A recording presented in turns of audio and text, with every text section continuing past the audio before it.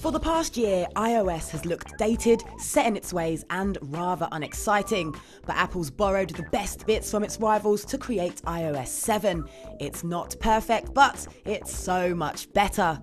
Stylistically, it's not a drastic departure from what we're used to.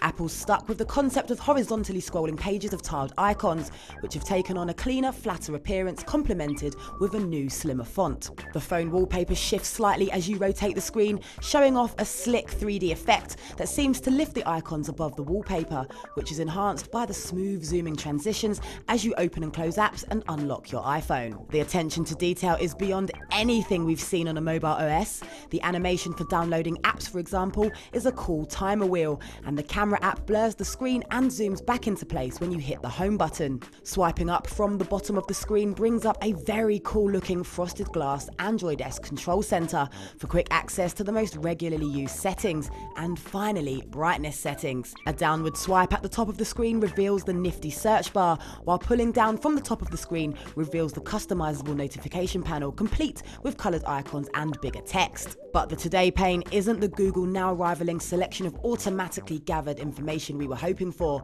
However, it does get a little more useful and intelligent the more you use it. Siri's been given a wavy makeover too, and now pulls in info from Twitter and Wikipedia, as well as letting you adjust settings.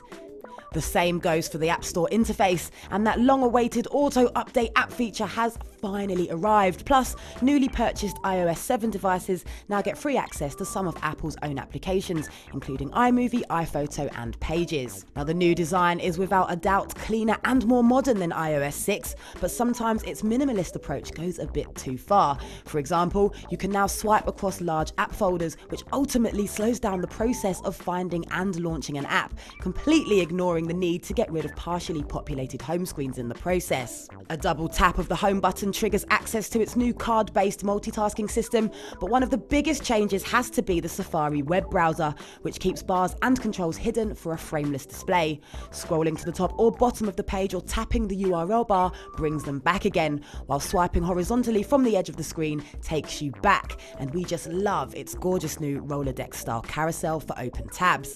In terms of features, AirDrop is one of the biggest.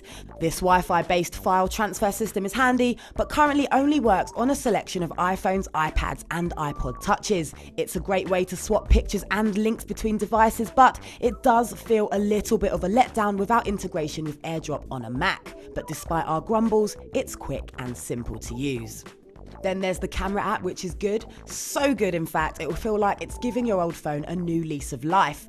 A flick across the screen switches between modes, while the Instagram-style filters, which you can add during and after shooting stills, will no doubt have mass appeal. Square format and panoramic stills are thrown in on selected devices too. Photos are now arranged into groups, which have been called moments, collections and years, rather than the chronologically ordered stream of the old-style camera roll. The share option has also been tidied up, so you can now add pictures or video directly from the share page without having to go back to the main camera roll. It may be sexier, but this is essentially the simple and efficient OS we've all been used to. That means no widgets or live tiles. The notifications pull down is the closest you've got, and there's very little customization.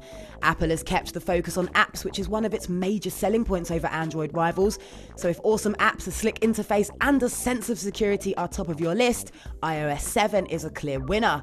But if you prefer to do things your way, the customizability of Android Jelly Bean cannot be beaten. iOS 7 may give you just one option, but it's a beautifully crafted operating system with plenty of new features that make using Apple's mobile devices easier and more enjoyable than ever.